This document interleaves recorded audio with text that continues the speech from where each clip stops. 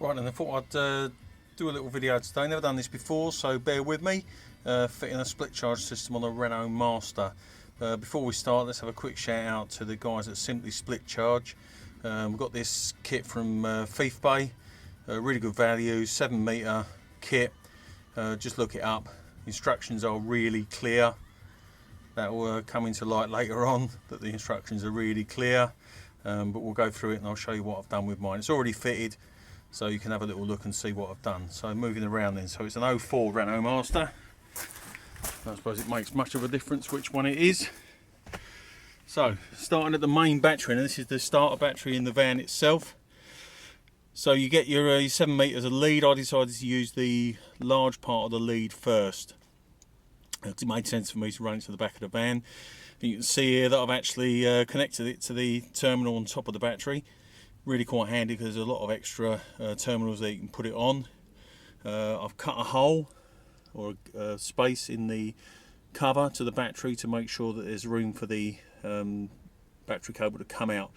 I've put the black corrugated sheath on it as well to make sure it's protected. When it goes back on, which it has done, it does a really good job of hiding it away. And if you look how I've run it through the van, so I've run it under the passenger seat. You see that there? Round to the back of the van onto the bulkhead. I'm not sure if all the Masters have a bulkhead, but if you do, I've used the little anchor points. They're self-adhesive, really good, that the cable ties fit onto. Comes in the kit, everything you need is in the kit. Even a little drill bit to drill your holes for your self tappers. Okay, so I've run it around the back there. So come over here, come around the back of the seat.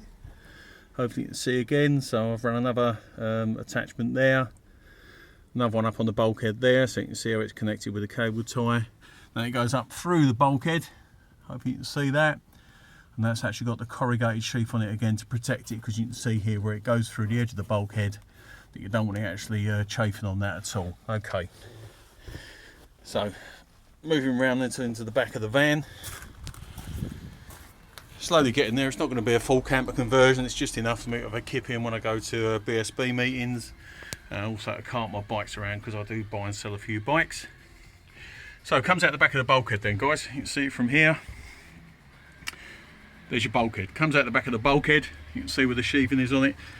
Now it disappears up in here, factory fit. So I'm assuming that all of them have factory fit bulkhead, will have this on there. This is actually, I'm assuming, to give you a bit of sound deadening, and also to stop getting drafty in the front from the back. So I've run the battery cable all the way along here behind it. You can see that. Comes out the other end above the sliding door. Attaches again to another anchor point through this gap here, which is quite convenient. One of the moulding points when they were making it at the factory. You can see there I've put the sheathing on again just to make sure it doesn't catch. And then you come round and you can see now where it's come in here. Okay, so you've come over the top and you've come into the first fuse. Now the reason I said it's all self-explanatory on there is it made sense for me to use the 7 metre first. If you don't use those cables, the red cables, in the way they tell you to use them on the instructions, you end up with some of the connectors. If you look on here where they go onto the battery, obviously some of the eyelets are bigger than others.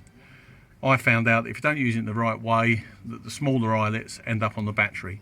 So I had to drill mine out a little bit. Not a major issue, but it depends on which way you're going to do it. But again, as I said, simply split charge, really brilliant, nice clear instructions.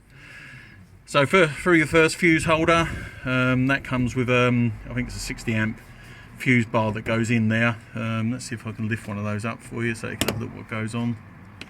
There you go, that's what it looks like inside. Okay, so this is the one we're looking at the moment.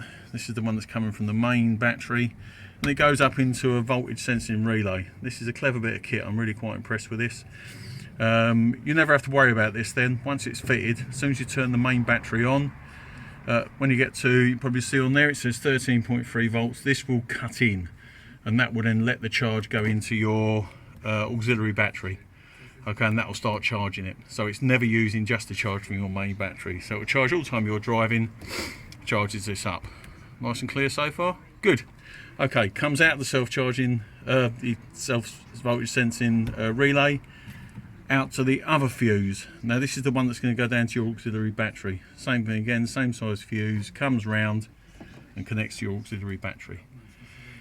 That's all the positive side connected then, guys. So you come from your main battery up over here into your first fuse, out from your first fuse into the back of the voltage sensing relay. It tells you in here which terminal to go on to.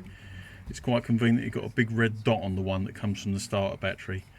Out of the voltage sensing relay, then it goes into your second fuse, which protects your auxiliary battery. Round it comes and it connects on top of your auxiliary battery there. That's your positive side. You've also got to have your negative connected as well. So if you look on here, negative terminal on the auxiliary battery. Again, this comes with the kit, and that connects to a ground on the vehicle. I actually drilled the hole on this to make life easier for me. And you also get a little black cable that comes out the voltage sensing relay, which goes along and also connects to earth. Make sure they're both connected. You'll find out if they're not when you try it, because nothing will actually happen. Okay, we're going to turn the engine on in a minute and we'll show you how that works. I've also got an inverter connected here. This is another one of my purchases from Thief Bay. Good reviews, so I thought I'd give it a go. Tells you what it does there, so it converts DC to AC, so you've got 12 volt into 240 volt. I've just found this morning it's not enough power, even with the engine running, to run a Hoover. Most other things, what have I run off this? I've run my drill, I've run my fret saw, so it will run plenty of stuff. It will run a TV and other such things. It's also got some nice little USB connectors in there, which are handy. And on the other end there, you've got your cigarette lighters. Okay, so everything you need on there. And if I do this for you now, if we connect this up, let's connect the earth first onto there. Let's connect your positive onto the positive terminal of the battery. I'm hoping I'm getting all this in sight, guys. There you go, so we're connected and good to go. Personally, I'm going to leave mine like that. If you buy one of these, you might find you want to get some longer cables, connect it somewhere else and have it permanently connected. For me, it just works this way. Have a look on here, on off button, on it goes, 13.1 volts. So that's what we're getting at the moment from our leisure battery. So that's 13.1 volts in the leisure battery. Okay, and 220 volts nearly AC out. Okay. You know it's coming from the leisure battery because the voltage sensing relay hasn't kicked in. So there is no power coming from the main starter battery. You'd know if it was because it'd be the cut in and that little light will be on the side there. Okay, so now this is good to go. You can plug almost anything into this. I say TVs, maybe a microwave. I don't know the draw on a microwave, but most things you can plug into this to give you a 240 volt outlet. Okay, let's turn it off again. What I haven't done yet, I've actually connected on the side here, and again I'll give these guys a shout out when it's all connected and make sure it works. So I've actually got a unit there with loads of different switches on. Okay, so that gives me 5 switches there. It gives me a USB and 2 in there, and it also gives me your cigarette hole. Okay, so you've got plenty of there. When this is connected, that will show you how much power you've got coming in. I've also put a small switch underneath that. The idea is that the power will come from the leisure battery into that switch first. If you don't, the power will go straight into this unit, and this will be permanently live from your leisure battery.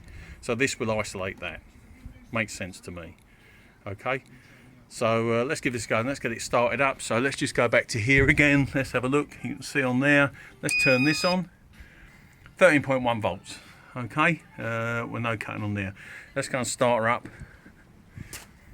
and see how it goes there. We'll have a look at the hopefully we'll get a voltmeter out and we'll have a multimeter. We'll have a little look and see what power we're getting at this battery.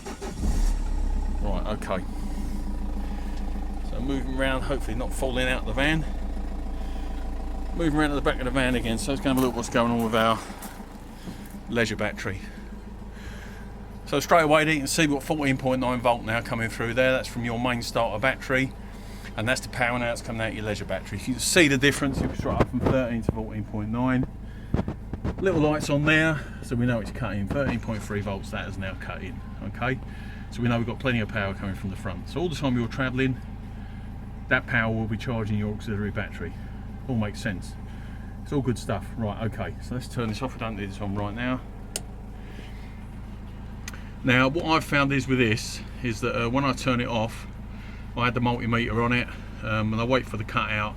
It says 12.8 volts, but mine went down to about 12.6. Nothing major, but it does cut out. And as you saw before, the light was off, so it obviously all goes off. So there you go, guys. That was just a quick tutorial of where I am with mine. It looks a bit messy, I understand that. I'm going to get it all tidied up at some stage.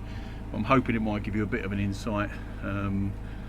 One of the reasons I did this is because I've looked at so many online myself, and I thought it was about time I put something on just to say thanks for everyone else who's helped me out, and hopefully this might help you. Any questions you've got, please leave them at the bottom. I'll try and help you. If I can't, I'll put you on to someone. And again, a nice shout out to Simply Split Charge for the kit. Fantastic bit of kit, and it's got me on the road. Thanks very much then. Hopefully I'll see you again soon. Cheers. Ta-da.